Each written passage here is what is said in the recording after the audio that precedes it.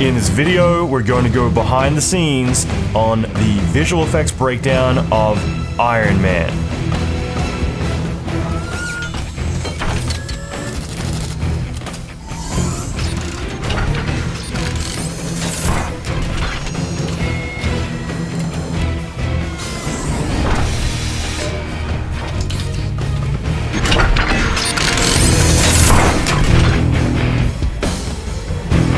This is part 4 in the 5-part series. We're covering Gamera.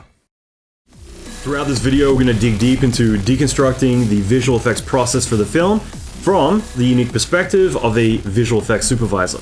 We'll discuss the work involved, the techniques, the technology, the process, all the key sequences of the film, and how all of them were created. I'm Allan McKay, I'm a visual effects supervisor in Hollywood. I've been working in the industry for 25 years at studios like Industrial Light and Magic and dozens of other leading visual effects studios. On projects like Game of Thrones, Transformers, Star Trek, Superman, Avengers Endgame, my goal is to teach artists and creators the skills and knowledge to build a successful career in the creative industry as well as the business side of being an artist. This is part 1 of a 5-part video series. Each day this week I'll be reviewing a new sequence from the movie, as well as a compilation of the effects at the end of the week. The goal is simply to break down and explain the shots and the challenges for each of these sequences, and share my thoughts as a visual effects supervisor on how I would approach a lot of these. Typically we're handed the script, and we got to break down exactly what we need to do and allocate the right studios and the right people to each of these sequences. So this is an opportunity for me to be able to break down my thoughts on how I would approach a lot of these sequences and also discuss a lot of what's involved in the creative process. Finally, if there's a particular movie that you want to see covered in the upcoming visual effects breakdowns, let me know, leave a comment below, as well as any questions that maybe weren't covered here. I'm happy to answer those as well. So let's get started. So we're going to Gamera. This sequence here, I'd say a lot of this is a combination, like when we're talking about all the sky stuff, we'll get into the big dogfight with the F-22 Raptors later, but what's interesting is I think some of this stuff you're looking at here, this would just be a matte painting. So in other words, you're creating a panoramic, just like what I was talking about with Santa Monica, having a panoramic set of clouds everywhere, and that way wherever you whip pan the camera around to, they're all going to just have clouds everywhere it can track. There's not going to be too much depth to it. This stuff looks really good. I'm pretty sure this is all just matte painting. But I did notice a lot of CG clouds later on. So my call would always be panoramic for the background and then do CG clouds for the foreground, which could be the case here. If so, they look really good. So I won't rule it out, but that's what I would do, so that way there's a slight bit of parallax. It doesn't look too flat overall. And there's a few, like it's not too surprising that Favreau ended up going and directing a bunch of Star Wars stuff later, because there's so many Star Wars type of wipes. Like, you don't usually see these horizontal wipes in movies, and Star Wars definitely popularized it. And yeah, so I feel like Favreau was doing a bit of an ode to that with that sort of stuff. So here we go again with these missiles coming in. So this is all Orphanage again. And I think this is all shot in California again. I wouldn't be surprised if some of this stuff was a set extension, and this was all just location with the green screen for all the stuff in the midground. And then Afterburn, big pop-up here like that for those things there, because it's basically just scaling out really quick.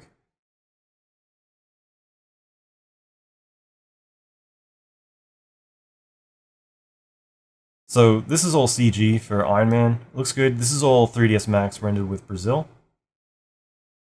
And that's the challenge too, is that you've got ILM who were hired for all the photoreal Iron Man stuff and spent a lot of time doing all the research to get the shaders, everything looking right. But then you have this other studio, which is all ex-ILM people, called The Orphanage. And they're literally on the, like, I think it's like 100, 200 feet away from ILM. So in terms of the Presidio, whoops, you got building 1, B1, and you got building 2, B2, you got Starbucks over here. I think the Orphanage was just, or the O was another way they would refer to themselves, but the O or Orphanage, they were just like over here, right? So and then my house was over here. So yeah, I mean they're just down the street, but they've got to kind of compete with the same sort of tech. But meanwhile, they're using 3ds Max and Brazil, which, you know, at the time was a very powerful renderer, kind of slow though. I'm not sure if this is meant to be snow or just dust, but it's everywhere, so I'm assuming it's snow, but I've always thought it was dust, but it's so constant throughout all the scenes, and I get that just to kind of make it feel weathered and just cold and desolate, so I'm assuming it's snow. So you got the talent, he gets hit, and then you got the digi-double. That's a little bit off. Yeah, it's a bit odd. He kind of accelerates a little bit too quick in some bits, but anyway, I really like the sequence just because I think it's a fun one. It kind of stands out on its own.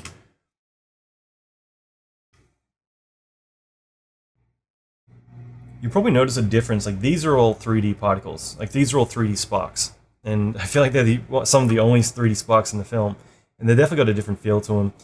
Me personally, I would have added more turbulence and made them kind of feel a bit more frenetic. You know, I'm always gonna get picky about that stuff, but overall, this stuff worked. Looks good.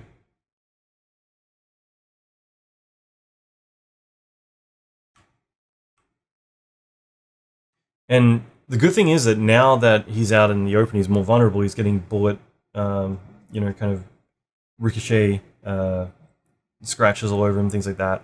And that sort of stuff is going to help sell him as being real. I do feel that there is a difference between the ILM version of Iron Man and the Orphanage one. I feel like, just in general, just the way the light, like it feels a bit, the light feels a bit more dull on the shaders, and it also feels a bit darker overall. And I realize that it is a kind of a very overcast environment compared to having artificial light in his lab. But yeah, I do think that there's a big difference. But I think it still looks good. Like, all this stuff, especially back then. So you can see that they've gone to town. They've definitely taken the liberty to kind of dirty things up, and I think that it really helps sell things a lot more. So there's really not too much to comment on here. I mean, like I said, I feel like that's probably all matte painting in the background. I'd assume that a lot of this is kind of rebuilt 3D models of whatever reference they've had, rather than going and building all this out. I'd assume that this is probably just the foreground here, something like that. But hard to say.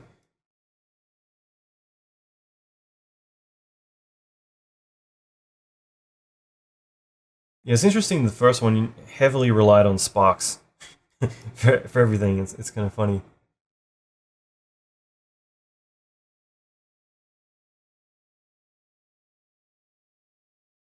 So going up here, this is all matte painting. This is all 3D cloud through here. There's some nice just attention to detail with, like, obviously as you're getting up above the cloud, the sun's going to be a little more harsher now.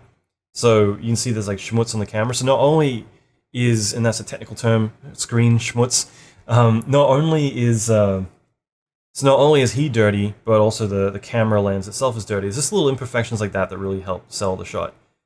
Again, I'd say, oh, this is a matte painting that's just projected onto 3D geometry, so that way you can move around. It's got depth and parallax to it as well. Looks good. And so again, like, I'd say all this is just afterburn. It's just basically big blobs, like bloop, bloop, bloop, bloop. And they're all just fractal volumetrics everywhere. But it looks good, it works. And by having that there, it just means that as the camera's moving around, you're getting a lot more depth from it. And then he gets hit. I'd assume that's another just particle-based one. So the majority of this is all 3D. It's just a matte painting. I was chatting with the guy who modeled this the other day, and he was saying that originally this was like it was more in shadow, it was meant to be all dark, and then the last minute they were like, yeah, let's put it out into the open, into light. But all this looks really good. Again, it's all 3ds Max. I'd say that's all just afterburn. I don't think it's fluids or anything. It's just still particles. Particles still rock. Like, you can do a lot with particles. Still. This is more particles. I think Noah Weiss lit the shot. This is all 3D again. It looks great. I really like what they did. I mean, this just is beautiful. And the fact that now that they can dirty him up, it looks a lot more real. It just really sells the shot. So that's all 3D.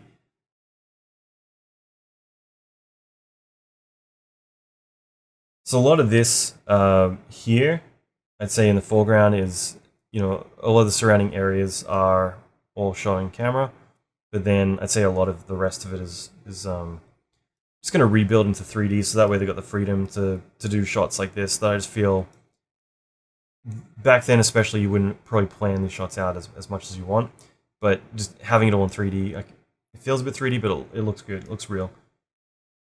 So we'll chat about this for a second, because I at the time I felt like this was a pretty big deal, just because, again, like, I didn't really see that many CG explosions. I was doing a lot of CG fire.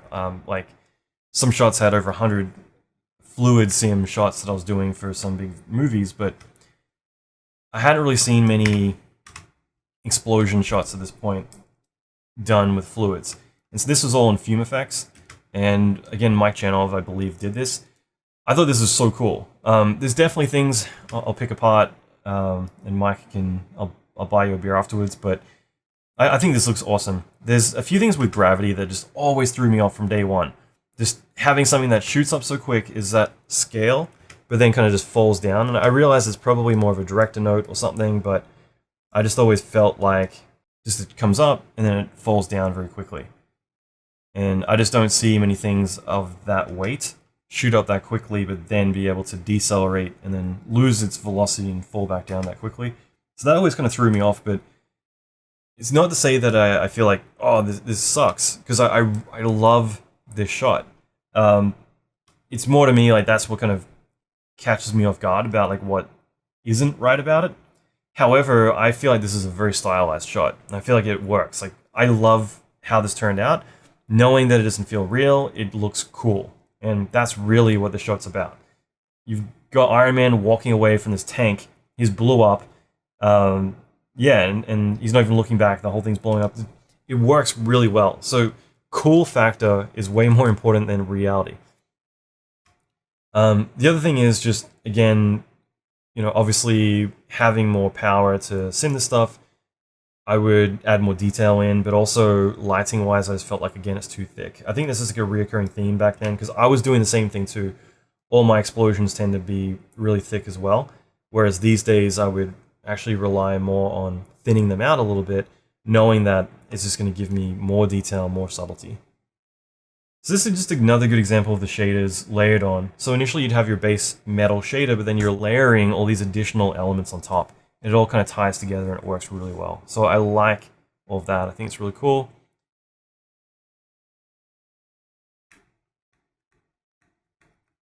Some of these sparks here I feel are comped. Could be wrong, but it feels that way. Yeah. So I feel like a lot of these were just done in comp.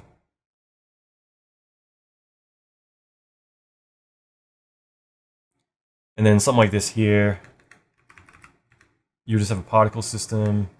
You do it with geometry, but you know, I'd imagine a particle system, and you might make an explosion just purely as a holdout, so that way you get some kind of depth map for the stuff. But then all of this is just comp. So you get one explosion, and then another explosion, and then the third one. And this is kind of like similar to how the Jericho missile, where it went from background to having that midground shockwave, and then the foreground just hits. Or even with when in the Mark 1 sequence, it's more about, you have this, you'll notice this a lot, especially in older movies where it's just all comp. The explosions are fairly in the background. And then you've kind of like rotoed some lighting to give it interactive lighting, even though it feels a bit you know, odd. But the thing is, then for this other explosion, all you're doing is you're using roto to kind of reveal it. So you're just drawing a mask and expanding that mask out until it fills frame. So you have two explosions in the beginning, 1 and 2. So 1 is the initial impact, then 2 scales it out to there. And then this third one is actually full frame. It's just the roto and scaling it a little bit to fill out the frame. And then I feel like there's a third one to kind of just have it linger with residual stuff and some sparks, stuff like that, to not make it just feel like a big fire map. But that's pretty common. Like, that isn't at all wrong. That's just how you would do it back then. And I have done some full frame fireballs even 10 years before this with Afterburn, but I wouldn't try, I wouldn't be relying just on that. So, I mean, stock is the right way. So these are all the right way to do things. Things are different now with fluids and just being more standardized, that you could get away with doing it all just as straight up fluid sim if you really wanted to. I hope you enjoyed the video. I'll be back tomorrow with the next part in the series. Each week I plan to review a different film and share as many insights as I can with you. And if there's a particular movie that you want to see, leave a comment below and let me know. Or if there's any big questions not answered here that you would like to see covered, let me know as well. I'd love to hear from you. Finally, all the content that I have on this channel I make for free, and all I ask in return is if you could please subscribe and like this video. It won't mean much to you, but it will mean the world to me, and you won't miss out on any of the upcoming content that I'll be releasing daily. One last thing, I recently released a free course on how to raise your prices and land clients as an artist. I've been in the industry for over 25 years, both as an artist as well as a manager, hiring artists, managing them, and paying them as well. So I'm very familiar with this topic. For me, it's a pet peeve when people say there's no money in art, art's not a career, art doesn't pay. I want to eliminate the starving artist mindset for good. That's why I've created this 8-hour free course on everything I know about how to price yourself as an artist and how to raise your prices and land your dream clients that are willing to pay you what you're worth. It's completely free right now, so get the entire 8-hour free course at pricingclass.com or click the link in the description below and you can check it out there as well.